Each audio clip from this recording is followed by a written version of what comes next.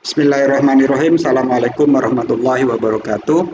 Saya Saiful Bahri akan menjelaskan tentang membuat relasi antara dua tabel. Dalam contoh kali ini kita akan membuat tabel mahasiswa dan tabel berita. Pada pembelajaran sebelumnya sudah ada tabel MHS. Sekarang kita bikin tabel berita yang kedua. Baik, ini diasumsikan tabel berita sudah saya bikin, ada ID berita, primary key-nya di sini, ini auto increment, kemudian ada isi, ini tipenya teks, tanggal, dan ID MHS. Nah, ID MHS ini adalah di tabel berita ini sebagai foreign key, sebagai kunci tamu. Nah, di tabel MHS, ID MHS ini sebagai primary key. Ya, saya ulangi. ID MHS di tabel berita ini sebagai kunci tamu yang berasal dari tabel MHS, yang berasal dari tabel ini. Berasal dari tabel ini. Ya. Jadi kita lihat di strukturnya tabel berita ID MHS ini foreign key, kunci tamu. Kunci tamu ini primary key dari tabel lain. Dalam hal ini tabel MHS. Lalu kita bikin ini relasinya, klik relasi ya. Klik relasi, kita tulis ini berita MHS misalkan ya. Ini pilih restrict semuanya ya. Kemudian di sini pilih ID MHS ya. Ini tabel berita di sini. Ini punyanya tabel berita. Kemudian akan berelasi dengan database PTI, tabelnya MHS.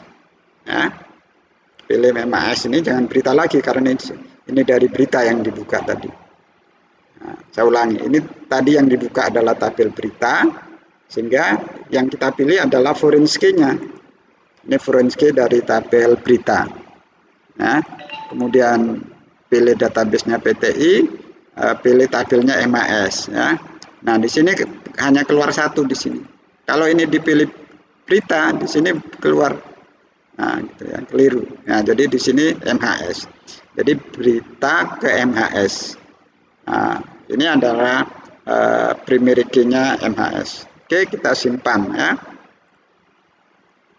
Lalu kita isi tabel berita tadi. Ya, kita lihat ada isinya enggak di tabel berita. Enggak ada isinya, kita isi. Insert ya, misalkan berita terkini tentang COVID-19 yang sembuh mencapai 90%. Amin. Nah, tanggalnya misalkan ya. Nah, siapa yang mengisi? Nah, di sini akan keluar. Nah, misalkan saya pilih yang nomor 2. Ya, di sini tertulis padahal di sini nggak ada tadi. C99. C990002 ini berasal dari MHS ya.